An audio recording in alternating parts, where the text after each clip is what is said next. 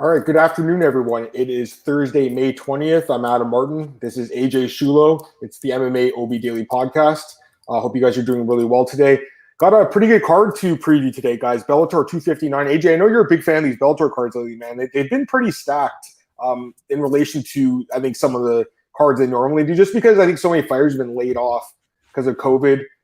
They've been stacking these cards, a lot of big names in the prelims, et cetera. But, from a odds point of view, AJ, once again, you compare this card to, say, the UFC card on Saturday. There's a lot more bigger favorites, but there are some, competitive fights as well. But anyways, AJ, how's it going, man? And give me your just overall thoughts on the card.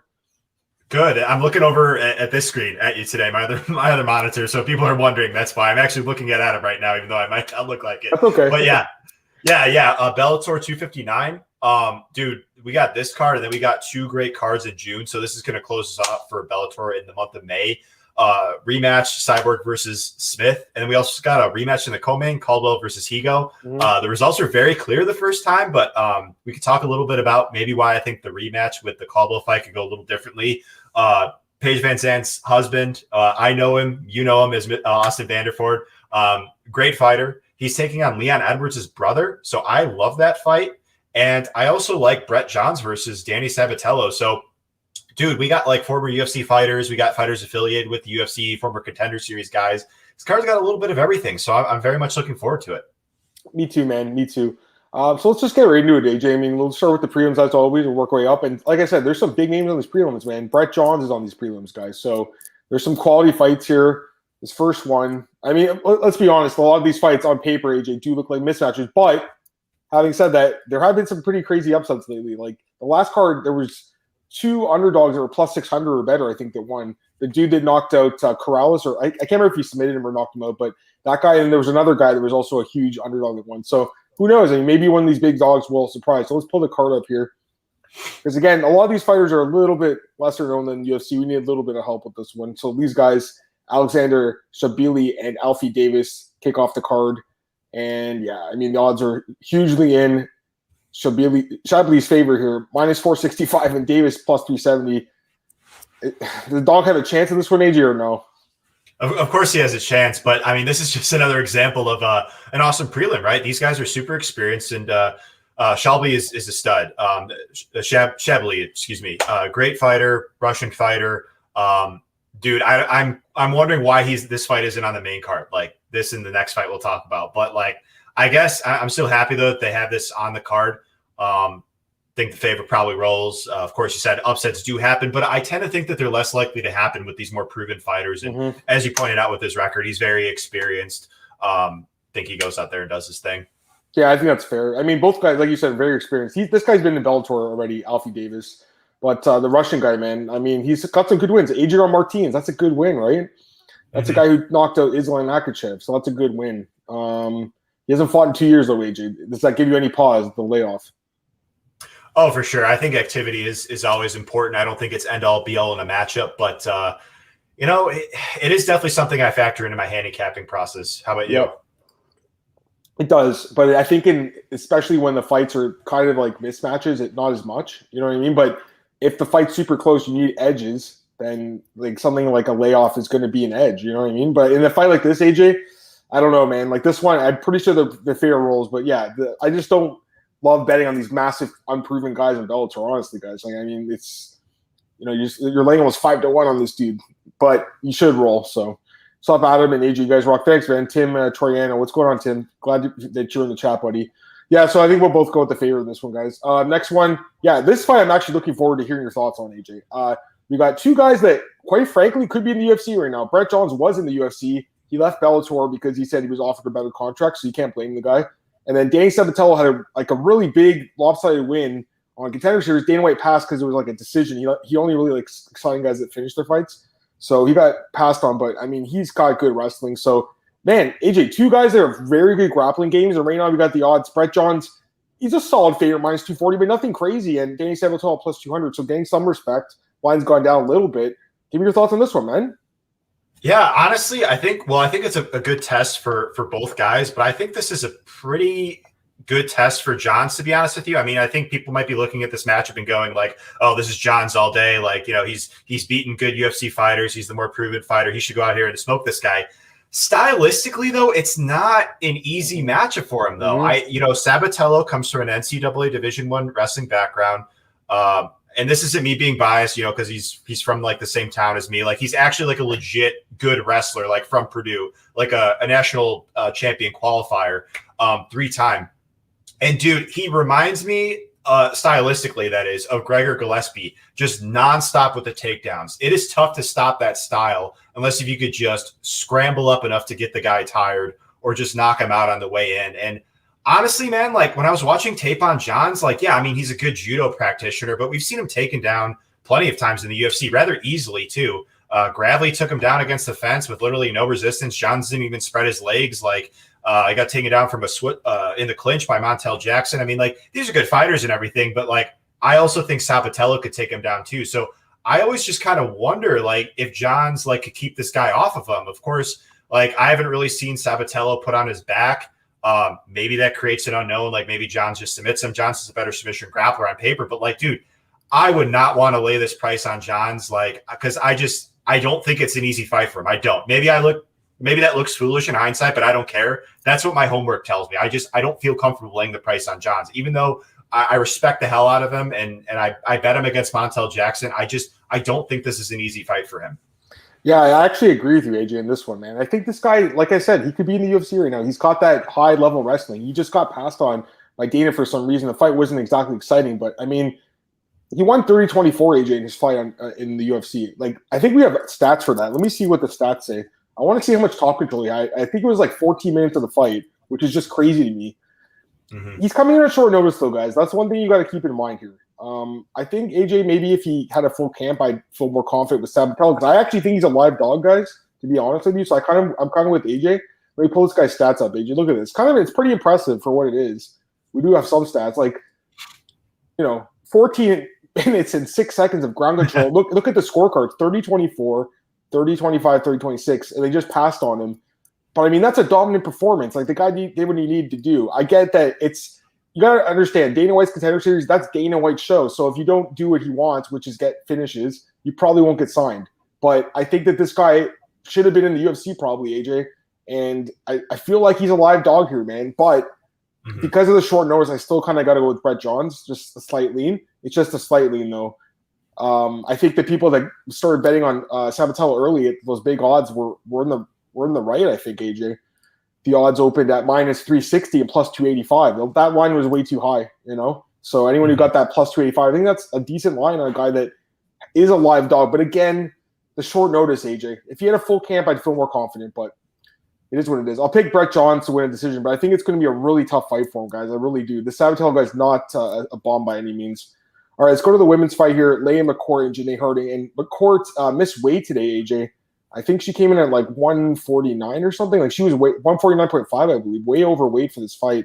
Right now, the odds for this one it's basically a pick'em. It's a pick'em fight. So give me your thoughts on this one, AJ. You got McCourt against Harding, two young women here. What do you think? I slightly favor McCourt. I just think she's a bit more talented. But as we can see here, she's only 5 fights into her career. I mean, I'm really happy that she gets opportunities. Wasn't there like there was supposed to be a headliner not too long ago? Maybe it was a previous fight and it got scrapped, and rather it was her and her opponent that got the headlining opportunity. So, I mean, she's an easy fighter to root for. It's not even like a bias. I think she's a better fighter here. Harding is definitely a stiff test for her, but I would like to see McCourt win here. Maybe we could see her in the UFC one day. She's getting built up, I think, the right way. And so is Harding. I'm not starting to say this is a setup fight or anything like that, but I do think that McCourt probably goes out here and gets her hand raised and probably a grappling-based decision. Man, the weight miss really bothers me, though, guys. I got to be honest with you. Like, that's a big weight miss. She wasn't even close. She took all her clothes off. They were like, make sure the curtain doesn't fall. We don't want people to see her naked. I was watching the clip today on Bellator, on their Twitter. They posted it, right? So she looked like she struggled, man. And Harding's a pretty young fighter, improving. So I don't know. I personally don't have any interest in betting on this fight. I guess I would lean towards McCourt too, AJ, just because she is a little bit more proven, I think. But man, guys, I mean, this fight, you can literally flip a coin, I think, and think of a lean here. The only thing I will say is, in a fight like this that's that close, it's a perfect example of what I just said. The layoff from a court, year and a half layoff. So maybe in a close fight, that could give an edge to Hardy, who just fought a few months ago. Maybe. Midnight Blues, this show is underrated. People missing out. I agree, man. We have a damn good show here, guys. We bring the knowledge here. Yeah. Oh, yeah. All right, let's go to the next one here. Davion Franklin is Tyler King. Let's take a look at these guys here.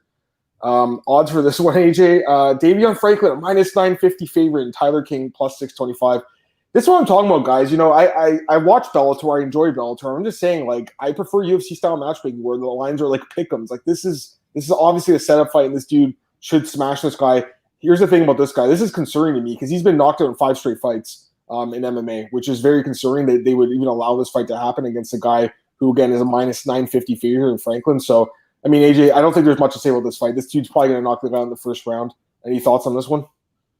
Yeah, pretty much. But the thing is, I noticed that the community does is especially with undefeated fighters, they look at the record with no losses and they go, oh, they haven't lost yet, therefore they can't lose. But you got to acknowledge they're he's only 2-0. Yeah, he's talented, he has upside, but he's not a perfect fighter by any means, far from it. So I always, again, people could do whatever they want to do with their money, but for me, I do not ever want to play minus almost 1,000. You said at 2-0 guy. He's just so unproven. I would rather lay that, not even that price. We talk about -500 as my limit. Anywhere near that high, I want a more proven guy in a good stylistic matchup. There's just simply better opportunities for me to put my money on than say this. But I think he probably rolls. No, I agree with everything you said. I'm just saying, this fight is a complete mismatch. This guy shouldn't. He's 40 years old. He's been knocked out in 5 straight MMA fights. This fight shouldn't have been made. This fight is a joke. This guy's gonna knock him out. Maybe if you get under 1.5, I think that would be a way to go in for this fight. There is no odds for that yet, guys. This fight doesn't go the distance -350. I don't see this fight going the distance, AJ. So, if you're looking for a parlay piece, that would be something, guys. I would say this fight not going the distance, but it's up to you. All right, let's go to the next fight here, AJ. Pull it up here, fire it up. Aviv Gonzalez against Sean Felton in the lightweight division. And for the odds for this one, -45 for Aviv and Felton +385. Any thoughts on this one? I would just side with the favorite here. I just think that Gonzalez should probably win. But like we talked about, like we just seen rather, just last card, some of these guys, even some of the proven ones do lose. Mm-hmm. I don't ever want to look at a matchup and say a guy can't lose, but yeah, sure. The favorite probably goes out here and wins. What can I say? He's -500. It's just not a whole lot of analysis I could give. No matter what I say, people pretty much have their minds made up. It's essentially like confirmation bias. Yeah, no, for sure. And this guy should roll. And again, this is what I hate what Bellator does. They get they'll take one of their good prospects and find some random dude who hasn't fought in 2 years. This guy hasn't fought since September 2019. He's coming off a draw, and he's actually 1-2-1 over his last 4 fights. Are you kidding me? Come on. So, yeah, we'll see, because Aviv's only won in the first round. Maybe he gets tired if the fight goes to the second. Maybe his cardio gets exploited. I'm just kidding. I don't think that's what's going to happen here. This guy should win in the first round. Again, AJ, another mismatch, I would say. All right, let's go to the next one here. Sumiko Inaba versus Christina Katsikis. All right, let's take a look at the odds for this one. -580 for Sumiko and Katsikis, +440. 1-0 versus 1-1, AJ, at these crazy odds. I don't understand how they can even set the odds this high. It's crazy. With one fight, this girl's fought over -500, AJ. So give me your thoughts on this one, man. Yeah, so again, the favorite here probably wins, but for people that aren't aware, the reason why I don't want to bet a price on a 1-0 fighter like this is because there's just not enough data to know if these odds are even right or wrong. I'm not going to just blind a bet on the underdog just thinking, well, maybe they're wrong, because they could be right, but there's no way for me to confirm that they're not right, if that makes sense. So whenever I'm handicapping fights, I want data. I want as much data as possible. Again, interviews, stats, that stuff's great. But fight footage is very, very important. When you only have one fight on a fighter, there is just only so much you could take away. And it didn't even go past the first round, as we're seeing here. So, again, sit back and enjoy it. That's what I'm going to do. Picking the favorite, not going on a limb. That's that. Yeah, I feel even less confident in this girl, though, than, say, the last guy, Gonzalez, because at least he has 5 fights. Like, this girl only has 1 fight, guys. But again, AJ, look, they find this random fighter from, Connecticut or New Hampshire or whatever, who hasn't fought since November 2019. They get her in this fight. She's 1-1. I don't know, man. Like, this is another mismatch. This is what I'm saying, guys. I just feel like UFC's matchmaking is so much better than Bellator's. Like, again, I like Bellator. I don't want to shit on because I'm going to watch this card, but I like the way the UFC does even fights, AJ. If you look at that card, it's all minus 110, like minus 110 apiece. This one's all huge underdogs and huge favorites on the prelims. Let's look at this one. Grant Neal and Tyree Fortune. Both guys 5-0. So I guess this one, this is a fair fight. I would say a little bit more. This is a quality fight here, AJ.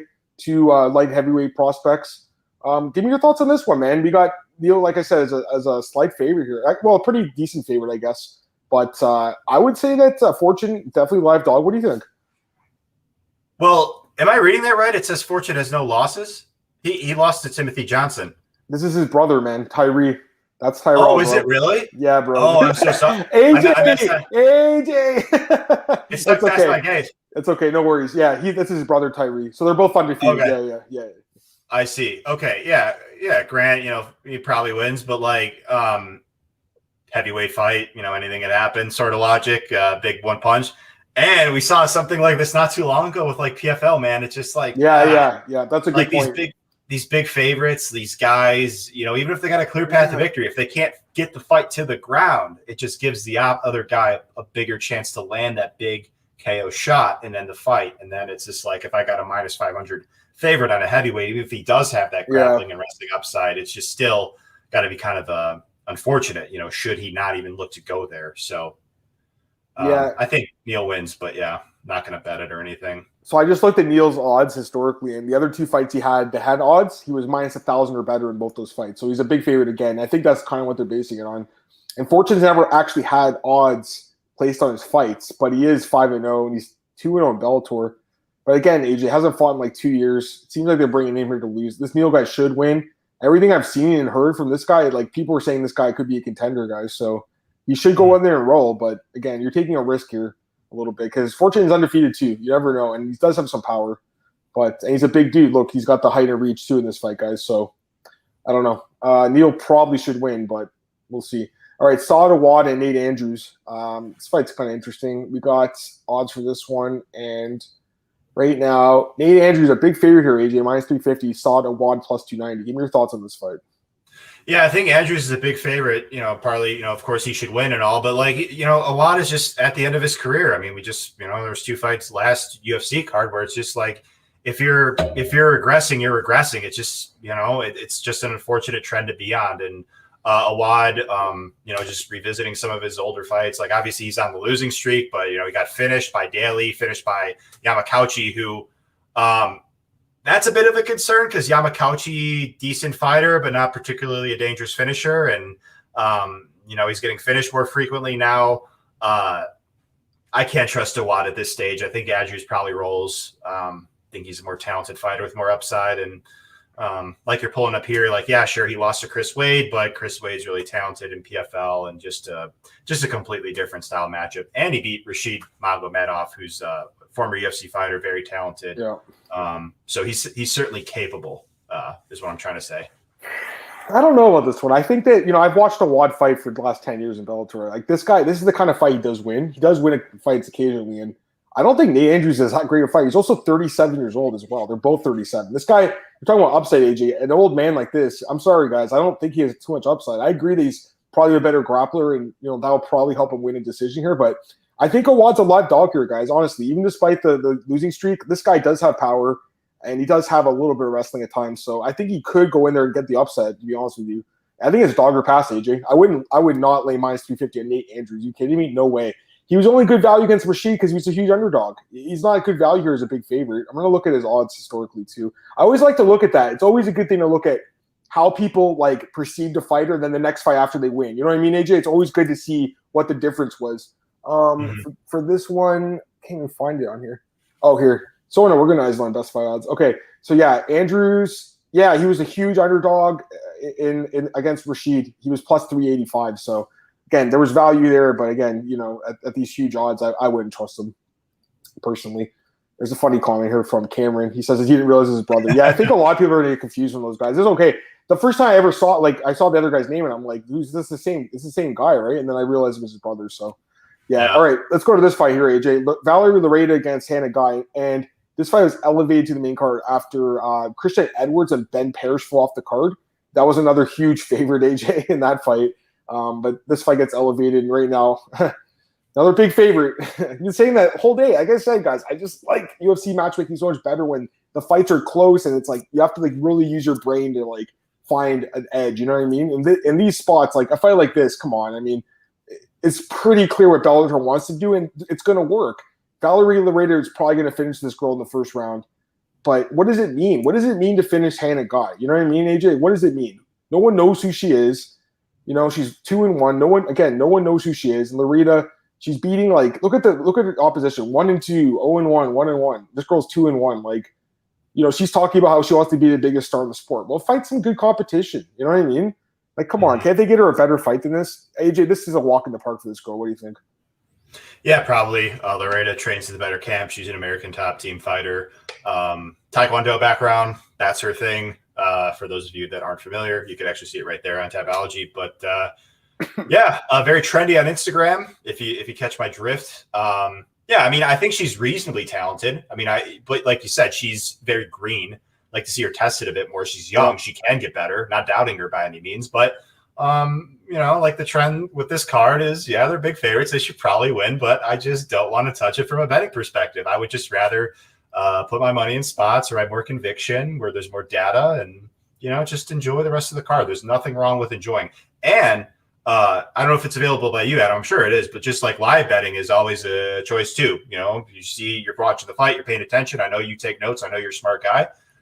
If you see something that is an inefficiency in the market, live betting is always another option to explore. And I plan on doing that this weekend for the first time because there is inefficiencies in the market. And it's not as if, you know, you have to place all your bets pre-fight. Like, I mean, that's what most people do, and I'm still going to do it. But I'm just trying to entertain the idea that there's more options rather than just, you know, this is the end-all be-all. Just let's look at these odds and, you know, whatever happens throughout the fight. There's opportunity. So I'm actually not a big drinker during these fights, so it helps me stay more engaged, more focused. But yeah, I think that'll be an edge. Maybe not so much on this fight, but maybe in other fights in this card. Who knows? Yeah, and like I said, I like the rating this one. As far as live betting goes, I mean, listen, I've obviously did it too. I've had a lot of success live betting, man. And even not in just MMA, other sports too. But here's the problem I find with it. I get really addicted to live betting. I just look at the numbers and I'm looking at them change every second. That's the problem with me. They literally change. AJ, you're gonna get hooked on it, man. Trust me. It's just like the numbers are rolling in front of you. You're just like every punch, every kick, like, you know, every pitch in baseball, like everything changes the numbers. So it just like kind of makes you nuts. So you got, I don't know. I think it's definitely something to look at, especially you know, for fighters with bad cardio and stuff. You can get some good numbers in round 3 and stuff like that. But in general, AJ, I like making my pre-fight bets. DraftKings, I'm good to go. Let's get these comments. Hannah Guy is grappling. Knows how to give Valerie your first loss. He's going to bet the plus 400. I don't know. Here's the other thing I was going to say. Live betting's fun. It's more than I miss watching live. Faye becomes an underdog. Yeah, for sure. The one thing I'll say about this fight, and I noticed this because I work for an MMA website, and they asked us like, I'm not really doing interviews these days, but like other people were like, hey, do they want to interview Hannah Guy, first round management? And first round management also manages Lareda. So their manager got her this mismatch. They matched up 2 of their clients, AJ, it looks like, and they gave her a really easy fight. But they get this, they're probably like, okay, you're going to get in the UFC to this, or to Bellator. They're like, hey, you're going to get tried in Bellator, but you're fighting Lareda. So I'm just saying that's something else to keep in mind here. It's even her management got her in here, but it's a bad fight for them. All right, let's get to this fight. I was talking about the odds being lopsided. This fight is a pick of -110 each. Jaleel Willis and Mason Mendonça. Probably pronouncing that wrong. I apologize. But give me your thoughts on this one, AJ. It's a really close fight, obviously. Give me your thoughts. Yeah, finally a competitive fight, right? Jeez. I mean, so I did a lot of homework on this. Very unfamiliar to these guys prior to the film study. Willis, to me, he has supposedly he has a wrestling background, but he just doesn't look to wrestle that often. And that's always a bit of a concern I have in general with fighters not really playing to their strengths. Granted, he's a good athlete and a capable striker, but as you're looking through his record, he's not particularly dangerous. He's mainly a decision fighter. He moves reasonably well. I think he's more technical here than Mendoza. I think he's got just a bit more layers to his game, and he should be able to, and his durability is a bit better. But why I agree with the odds being a bit close is because this is a striking based fight in all likelihood. And when you got a striking based fight, the variance is a little bit higher than, say, if one guy's got a clear grappling and wrestling advantage. And Mendoka is long and rangy. He throws really hard kicks. I think he's got more power of the two. He trains at King's MMA. He's a decent submission grappler, although he doesn't really use it offensively. He mainly uses it to reclaim guard and scramble back to his feet. So again, it'd be nice if he went for takedowns because he can maybe impose himself there. But looking at his record, he's got one sub win. So can't count on him. And as you're seeing here, he's been knocked out a couple times. I don't think it'll be an issue here because Willis hasn't shown to be a big puncher. At least that's what his record suggests. But I wouldn't be shocked at all if this fight goes 3 and we just see a very competitive fight. I think Mendoka will be the party that is going to be walking forward more. Willis is comfortable being on his back foot, walking forward more, throwing harder, but Willis is going to be the guy evading and potentially landing the cleaner strike. So I'm going to be interested to see how the judges score that fight if it plays out, because we see that sort of dynamic play out. We see judges score it differently time and time again. I mean, they say octagon control is factored in, which I believe it is, but if the other fighter is just the other fighter that's on their back foot is just landing cleaner and better, it's tough to overlook that. So I am intrigued in this fight. I do think that this is a competitive fight. I agree with the odds being competitive. And I picked Willis, but like it's not like I have any real sort of conviction on it. You know what I mean? So. For sure. I think that's a good breakdown, AJ. I pretty much agree with everything you said. By the way, does this guy look like Gregor Gillespie or is it just me? It kind of looks like I thought the same thing. I was like, is this Gregor interviewing? It must be. It looks like him. I don't know why. Anyways. Yeah, you know what? It's obviously a competitive fight. Both guys are like, they were just, I think, on the cusp of getting UFC and they didn't get in. But they're in Bellator now. And this is a big opportunity for these guys, man. A win here puts them in good position, I think. In 170, they'll probably get a named opponent the next time out. I kind of lean a little bit towards Willis, to be honest with you, AJ. Just a little bit, because I think that he probably does have the grinding style to win the fight. But, yeah, it's definitely a close one, guys, for sure. I mean, the odds are reflective of that. There's some comments going on here. I don't know what you guys are talking about. Oh, they're talking about Valerie and stuff. Pay-per-view Dizzle. What's going on, man? Valerie over destroyed Valentina. That's funny. Okay, let's go to the next couple of fights here. All right. The last couple of fights are, I think, really good, too. This one. It's a quality fight. We got Fabian Edwards against Austin Vanderford. And the funniest thing was when this fight was announced, Austin Vanderford goes on his Instagram and he's like, Paige Van Zant's husband versus Leon Edwards' brother. There, I fixed the headline for you guys. Like, I thought that was so funny. Like he's so he knows that, hey, the reason people talk about he's because I'm married to Paige Van Zant. And same with Fabian, his brother is obviously Leon, but he's a quality fighter. Both guys are. And again, Austin's a guy, AJ. He was on Contender Series. I don't really know why Dana White passed on him. He finished his fight. I don't really understand why they passed on him. It was kind of a weird pass, and he's looked great, I think, in Bellator since then. So maybe because he's a grappling-based fighter, I'm not really sure. Maybe it's because they were upset with Paige Van Zant at that time. They just wanted to get her out of the UFC. I have no idea, guys. But to me, Dana White's did a good job, I think, signing some of the fighters, but he missed out on Vanderford, who I think is a quality guy for the middleweight division. I mean, we're always looking for prospects, and here's a guy that's undefeated, and they just passed on him. I don't get it. And then Edwards, quality fighter himself, man. Very quality. Just came off a loss for the first time, but he's had some nice wins. This was a really nice score. It's the flying knee here. There's also, I think he had an up kick or something. Didn't? Yeah, this one. He had an up kick knockout. So he's awesome. Odds for this one, AJ, right now, we got Austin Vanderford, minus 260, Fabian Edwards, plus 220. So who are you picking, Paige Van Zant's husband or Leon Edwards' brother? Yeah, that's what it is, right? I mean, I was listening to an interview rather of Austin Vanderford when Mike Heck was interviewing him. He seems like such a good guy. He's just like embracing that like fun role of being her husband and everything. And yeah, I mean, it's a fight that is high profile, and we see this from time to time where there is a fight with high profile, big names. The odds maybe could make it seem more competitive than they are relative to the stylistic matchup that is. An example that comes to mind is Adesanya versus Costa. I remember I had a 4-unit bet on Adesanya. I got him at minus 180, but I remember just looking at the matchup and going well, Israel's got the reach on him. He's more technical. He's just a better striker everywhere pretty much. He's going to have to be mindful of his P's and Q's in round one, but he should win. yet the odds didn't really reflect that. And I know that the price isn't cheap on Vanderford by any means, but he has a clear wrestling and grappling advantage here, I think.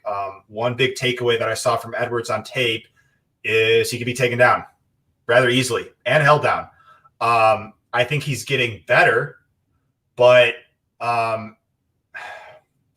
he's not his brother, right? Again, I think it's a plus that he trains with his brother and he's close with his brother, but he's not Leon. Like he's similar to Leon as a striker in that they're both southpaw kickboxers, but like all he throws is like single shot strikes from the power side, like one-off kicks, one-off straight lefts. He has a 5-inch reach, but he doesn't utilize a consistent jab.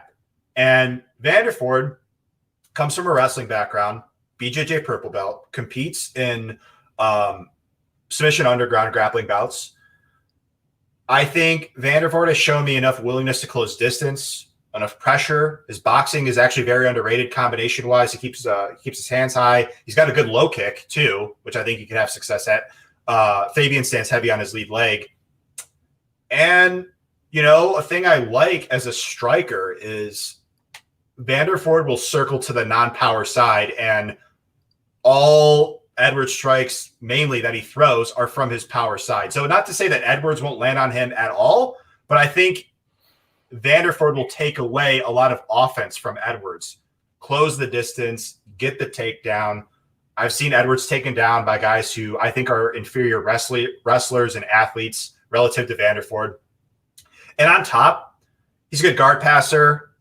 He's not the most dangerous finisher, but what I like about Austin in top position is he is active with his ground and pound. So that in theory should mean the referee shouldn't stand him up if he's staying busy. And I think that's a key here. So in theory, Fabian could win standing, but I just don't know if he could keep, apologies for that. I just don't know if he could keep off of his back and keep the fight upright enough to win the fight 2 rounds. I think in theory he could win by knockout, but I think that's unlikely considering I don't think he's a big power puncher, and Vanderford hasn't been knocked out. So despite what, the stakes are high at this fight, I just think this is a pretty good style matchup for the gentleman here. His actual nickname, Austin Vanderford. I think that's great breakdown. I agree with you. But usually this would be the kind of guy I'm looking at, right? Because he's like a little bit younger, he's got the long reach, he's tall and stuff. But I just think stylistically, it's such a good matchup for Austin. Like I wanted to like Fabian here as a dog, right? Because I'm looking at the odds and I'm like, man, he's a pretty big dog. He's a quality fighter. He was coming off a loss, but then you just see the takedown defense, AJ, and Austin Vanderford, I just think is dominant with the wrestling. I think he takes him down. Question is, does he finish him or does he go to decision, right? I think Edwards is pretty tough. It probably does go to the distance, but I wouldn't surprise me if Vanderford did get a finish. I like him here, though, AJ. He's a pretty big favorite, but I do think he rolls here, guys. I like Austin Vanderford in the spot. All right, let's go to the co-main event. Darrion Caldwell, the Wolf, against Leandro Higo. This is the rematch. Caldwell won the first time by submission, and right now, odds for the rematch, -335 for the Wolf and +275 for Higo. And the odds of the first fight closed at -400 for Caldwell. It's basically very similar odds. So, AJ, do you think it's going to be a similar fight, or do you think it's going to be a little different? Give me your thoughts. I think it could be different, to be honest with you, man. Whenever you see a clear result in a first fight, people will think it could conveniently happen again. Just like when Conor knocked out Dustin the first time in the first round, it seems so obvious he could do it again. But there's just always reason to believe that these fighters can make adjustments. It could happen. The same result could have happened there, but it's not a guarantee. When I look at this fight, Caldwell's a better athlete, he's a better wrestler, he should be able to land takedowns. What I don't like about Caldwell is he's just so inactive while standing. He is just so unwilling to engage. He will stand all the way back, and then he'll throw one kick at a time. And then what I do like about him is he closes distance very well. He'll shoot an explosive shot and set it up well, and he'll take the guy down with consistency. But again, that's just all of his offense. His striking is just a means to an end, just to get the takedown. And in top position, he's not the most active with his ground and pound, and I don't think he's the most responsible submission grappler from top position. just looking at his losses, he got submitted by Kyoji Horiguchi, which, again, it's not a bad loss losing to Kyoji, who's a stud, but it's how he lost. He took Kyoji down pretty much at will, and then in round 3, after he already had Kyoji on his back, Kyoji just reached for his neck, grabbed the guillotine, and just squeezed and got him to tap.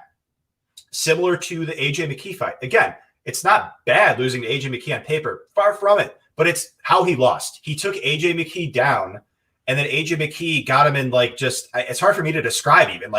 He stuck his head on one side. AJ McKee just locked up his arms and his legs and was able to get like a guillotine neck crank-ish type tap. So he's the guy in top position. Therefore, in theory, he shouldn't be getting submitted unless if it's some kind of crucial mistake. He's a BJJ blue belt. He goes to BJJ black belt, trains with the Pitbull brothers. I think Higo could be a sub threat from guard here just based on the defense I've seen from Caldwell on top. I think Higo could win standing. He's more willing to engage. I think he's got more layers to his striking. But he just doesn't move his head at all, Higo. He gets hit clean often. Not kidding. That fight against Bunch, he was losing that fight up until he pulled guard for the guillotine. 100% losing that fight. And so his record says one thing. People might think, he's got a decent record. He beat Bandejas. He's fought some good guys. He's got holes in his game. Just with all due respect, he's got holes. So what I'm trying to get at here is I'm siding with Caldwell, but it's just at this line, I wouldn't do it. I know, again, it may seem easy and convenient to just look at the first fight and go I think Caldwell could do it again. But it was just so weird. He just took Higo down. Higo gave up his neck, and then he just squeezed for the guillotine. That was the only time Higo's lost by sub. So long-winded, but what I'm trying to say is I can't trust Caldwell at this price. I can't, even though he's more proven in everything in the former champ. I'm not a big fan of his style, to be totally honest. There you go. Yeah, I think he wins the fight. Honestly, guys, I like Caldwell probably a little bit more than AJ, I would say, just because I do think he's got that. Yeah. It's okay, AJ, no worries. Listen, he's not the best fighter, but I just think this is a good matchup for him against Higo, who I think he can take down and control. But again, like you said, AJ, the price is pretty high, and this guy does have some subs. But I don't know, Caldwell's I don't know. We'll see. The one thing I'll say is he's moving back down to bantamweight. We should mention that. His last few fights were at featherweight. So that loss to McKee was at featherweight. Last time he was at bantamweight, he lost back-to-back fights to Horiguchi, right? So I think that was a featherweight. So that's something to keep in mind. Maybe it's a tough wake up for him. Maybe it's hard for him to get to this weight. We'll see. He's 33 now. How old was he the first time they fought? He was 30. So gets harder to cut weight the older you get. But he is a Sanford MMA guy, AJ. I love that, man. Not every time. But not every time, because every situation is different. I didn't like Chandler last week. He was a Sanford. It doesn't every fight's different. What do you say? I know you want to say something, make a point. Yeah, so one thing to point out for those in the chat that haven't watched the second Horiguchi fight, a lot of people live thought Caldwell won because he was taking Horiguchi down, but he lost in the scorecards because he just did nothing from top position. Horiguchi was doing more damage. That's why he won the fight the second time. Yeah. I had a bet on Horiguchi, and I thought I was going to lose it, but just again, I'm not a big fan of his just style, but to your point, he probably wins. So. Yeah. All right. Let's get to the main event. The rematch between Cris Cyborg and Leslie Smith. I don't know who was asking for this rematch, but we're getting it. The odds are pretty crazy. Minus 1450 for Cris Cyborg, plus 950 Leslie Smith. They did fight 5 years ago in the UFC.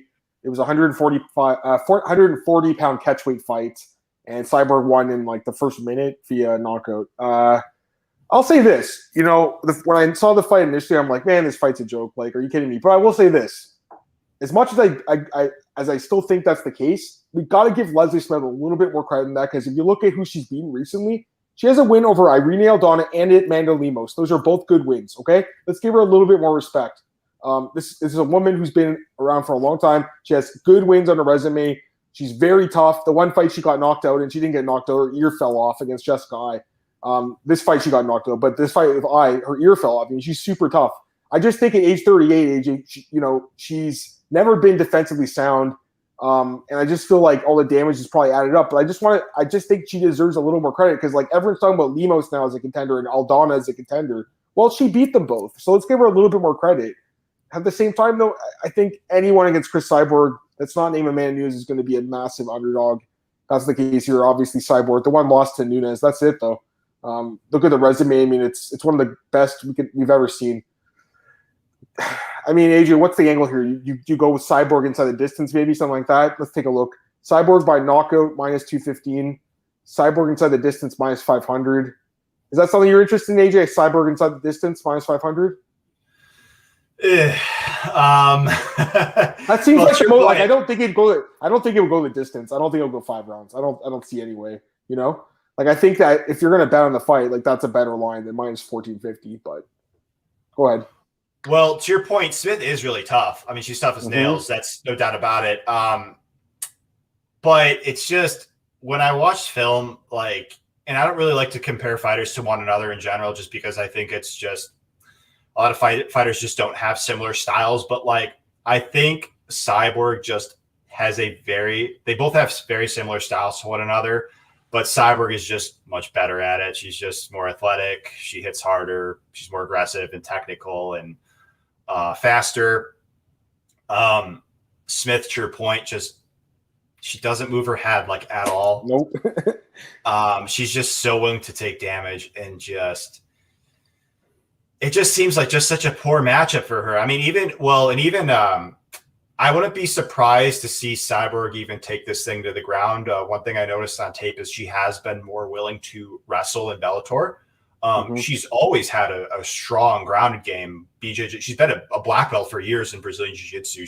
We didn't get to see it that often in the UFC, but she just picked up her first rear naked choke win or submission win against Arlene Blanco last time out, which was a surprise when I found that out. And Smith she doesn't have good takedown defense. So like Cyborg could win the fight on the feet. She could win the fight on the ground. Well, Cyborg by submission is +500, guys. And she did win her last fight by submission. So maybe that's the way to go here, because those are crazy odds for a girl that's, I shouldn't say a girl, she's older than me, but a fighter that's -1450, and you're getting a prop on her that's realistic at +500. Maybe that's the way to go here, AJ. I still kind of feel like she's going to probably finish her with strikes, but you're right. I mean, she has been grappling more, and she has great grappling, by the way. Her grappling's so underrated, right, AJ? Like, when you really watch her fights, you just wonder, like, if she grappled with Amanda Nunes, maybe she would have won that fight. She was willing to stand, bang, and got caught. But I don't know. Smith, the way she wins her fights, as we know, is kind of by being very good at, volume and cardio. And that worked in some of her fights at the UFC. I don't think it's going to work in this one, AJ. But again, the odds are high. So you want to look at props, I think, for this one. And again, I think Cyborg by submission is realistic, guys. +500. That'd be something to maybe take a small stab at. Look at the predictions for the fans. That's crazy, eh? 98-2. That'd be funny if Leslie Smith went in there and knocked her out. But again, I don't play these huge trades. I don't have any interest in that. Anyways, AJ, overall, I mean, it's a pretty good card. There's some big names on it. It looks like there's a lot of mismatches. We'll probably see a few upsets though. So, but I will say this, these Bellator cards have been really entertaining, especially during like COVID, especially here in like Ontario. We can't really do anything in the public right now. So it's just like nice to like have something to do on Friday nights because you can't go anywhere really. So it's good. We've got a few minutes left here, AJ. We can quickly talk about UFC, but again, I did it with Marcel a few days ago, and I really encourage you guys to go back and watch the podcast. I don't want to go over it fully again, but I will, ask AJ like I asked him last week. And the week before, I asked you for a live dog, AJ. Give me a live dog in this card, AJ. UFC fight now. I'll pull the odds up. Give me a second here. Take a look at the odds for this card. I'm excited for this card, though. I will say that, man. I can't wait for this one. Should be a good card. Let's pull up the odds here, guys. Alrighty. Oops. That's not it. One sec, guys. Sorry. All right. Yeah, it should be a good card, AJ. I'm looking forward to this one, man. Let's see here. Yeah. All right. Here we go. So I wanted a live dog from you. Okay. Give me a live dog on this card. Well, okay, so I'll give out somebody different because there's just a video released of me giving out a live dog in another podcast. Oh, okay, no worries. So, and this is risky, no doubt about it, but Jared Vandera at +150. Yeah. So one thing the public loves to do is they just love to write off fighters that just lost in their debut for whatever reason. like because that's all we saw. So like therefore people think like they can't win at the UFC level. But like Vandera, and I know you're a big stats guy in this regard, is 4 inches taller. He's got 6 inches of reach. Tafa's more dangerous. I thought his striking looked better than ever last time out, but Vandera's got that, and then even I think he's got the better ground game. I know he got schooled by Spivak, but if there is some grappling here, I think it would more than likely come from Vandera.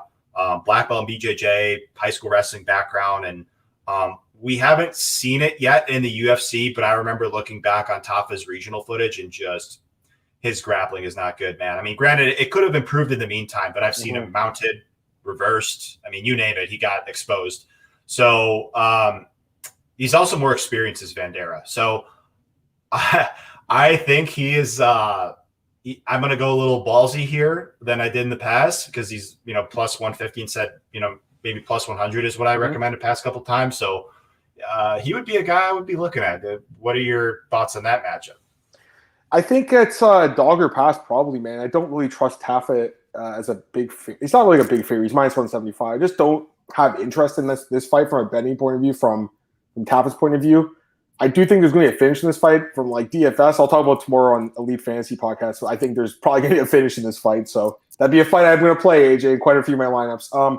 I think it's probably dog or pass. I'm kind of with you, but I lean a little towards Tafa, I guess, just because I thought his striking is, man, it looks pretty explosive, guys. I mean, he knocked some dudes out cold in Australia. Like, he's got some good knockout power. I just wondered about the defense, and I wonder about the ground game, quite frankly, too. So I have a lot of question marks, AJ. That's why I want to see a bit more, but I don't know. I don't trust Vandera enough right now. So, but I do think he has a chance, obviously, as a big heavyweight, as a big dog.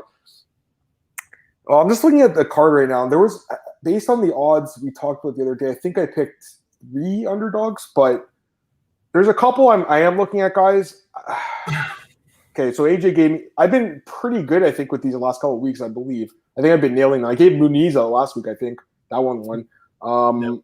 Man, this one's tough this week. All right. This fight's close, guys, but I kind of think that Paiva can beat Dvorak. I'm not sure your thoughts on this fight, AJ, but I think he can win this fight. And I talked about this the other day with Marcel. I think it's a super close fight. It's a flyweight fight. Probably goes a distance. But the difference is, watching their fights, Paiva's constantly walking forward.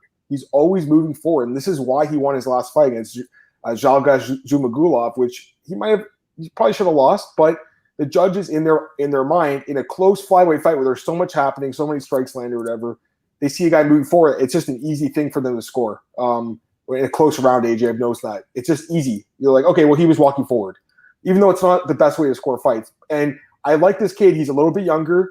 He's training with Uriah Faber right now. He's got improving striking. He knocked out De La Rosa 2 fights ago. I like his striking. I mean, I don't like how hittable he is. He doesn't move his head enough for me, which I don't like. But, Dvorak, man, I don't know. I mean, I feel like he's so untested, really. Like, his 2 wins in the UFC, to me, are not that great, really. Bruno Silva's a decent win, but the Espinoza win, I mean, who cares, really? Like, that's not a big win at all. Whereas Paiva, has fought some pretty good guys and been really competitive, like with Care France, and even Bontorio before the cut stopped him. So I'm not sure what you think about this fight, AJ, but I actually kind of like Paiva a little bit as a dog. What do you think? Yeah, I can see him winning. I think it's a close fight. Yeah, I mean, I think it's going to be contested on the feet, like you said. They're both technical. And Dvorak, I'm not. So as somebody who bet Paiva against Zhumagulov, I had a pretty big bet on him. To your point, I was not sure if I won that fight. I thought he kind of underperformed. I thought he looked good against Cara France. I thought he looked pretty good against De La Rosa prior to the knockout. It was kind of close.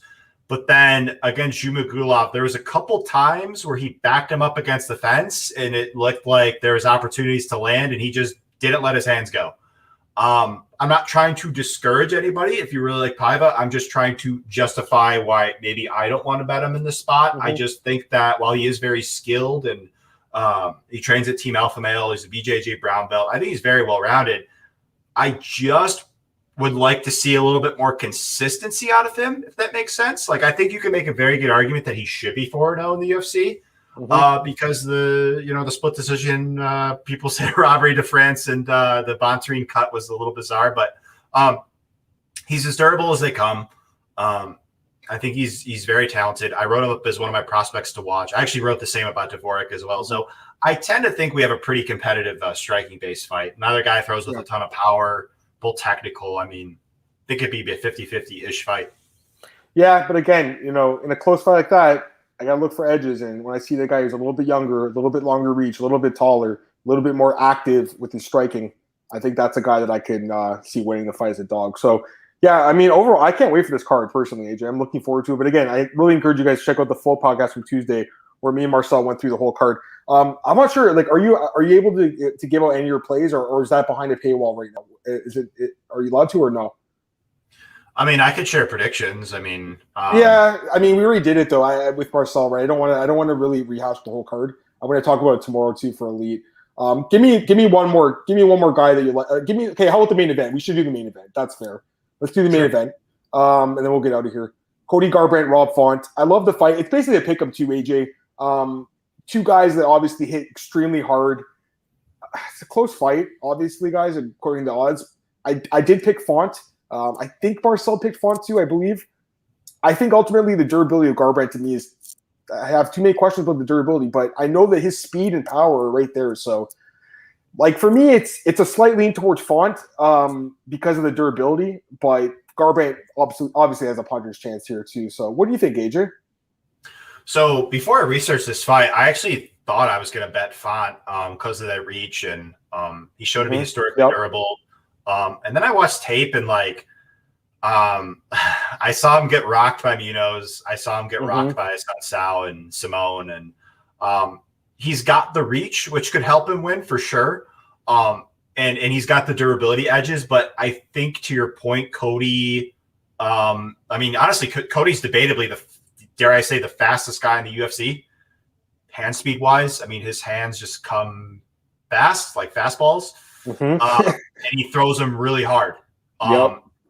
I liked the fact that he fought more composed against the Sun Sao. A composed Cody Garbrandt is a championship level fighter, but it was just one fight. Like we talked about with the last fight, I want to see more consistency out of fighters, and it's all fine and good to assume Cody is changed. He, credited the camp in New Jersey with Mark Henry, which is a great camp for a lot of his, success, and more to come on that. But he didn't really get like in the Munoz fight, for instance, like he got headbutt or not, like he got a little bit discouraged early on, and even like the Dillashaw rematch, like he got cracked hard, and the game plan just went out the window. Like he just kind of fell apart. So I wonder if just Font, because Font does have a very stinging jab, just like his buddy Calvin Kattar does, very good straight punches. I wonder if Font is able to frustrate him at range and then cause Cody to just go berserker like his old habit. Maybe he's a changed guy, but I can't confirm that because the Assunção fight was it was one fight. And so I guess it's contrarian because I've heard a lot of people pick Font. I actually slightly lean with Cody because speed is not end all be all, but I think it's very important, especially when it's a clear advantage in favor of one guy. And my eyes tell me that Cody's the better fighter, but again, it's not like I strongly disagree with the betting odds. I do think it's close to a 50-50 fight. Like they're both boxers. It's going to be contested on the feet in all likelihood. Cody's got the wrestling background, but he just doesn't offensively wrestle really. So I picked Garbrandt, but knockout either way wouldn't surprise me. I guess I would be a little bit more confident in Cody if it goes to decision, but there's a legit chance it just doesn't go 5 rounds, especially in the smaller cage. Yeah, that's the other thing. And also no fans again, so no fans influencing the judges like last time. Yeah, I mean, I still just got to go with Font because of the durability, but I do think that Cody could win the fight too for sure. I'm not disrespecting him by any means, but at the end of the day, I got to make a pick here, AJ. You know what I mean? And the edge for me is Font just having a better chin, and I think it's going to be a slugfest because Cody fights emotionally, like you talked about. Like he doesn't fight the smartest. To be honest with you, I think that he has a really clear path with the wrestling here if he wanted to.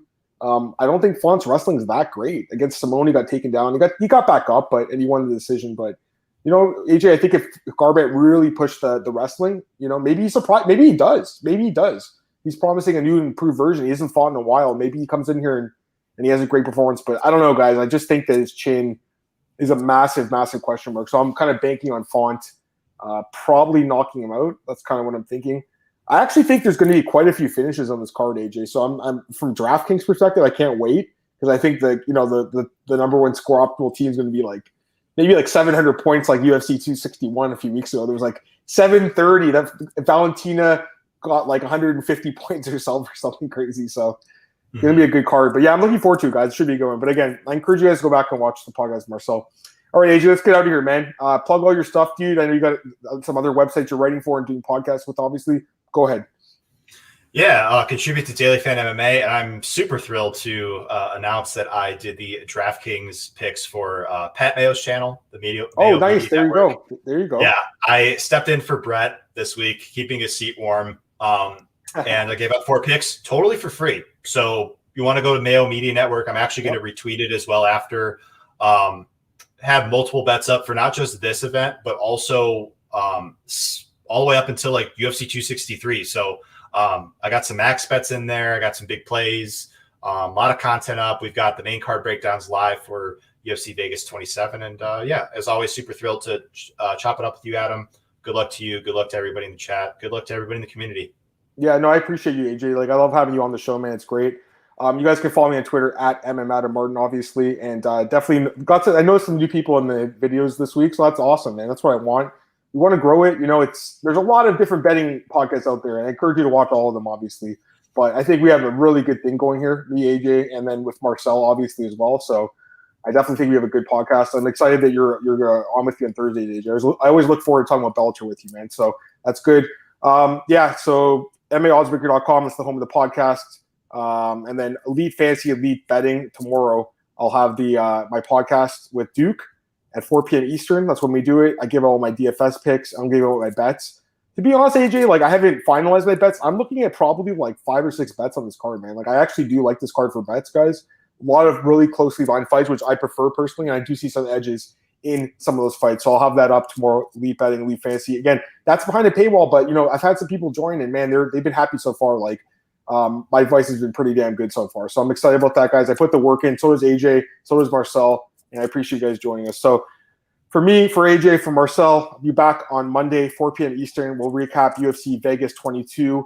For next week, yeah, I'll probably have you back on, AJ, if you want on Thursday. I'm not sure what we'll I don't know if there's an event next weekend or not, but we'll find something to talk about anyways, all right? So, AJ, I'll talk to you then, but you guys have a great weekend and talk to you soon.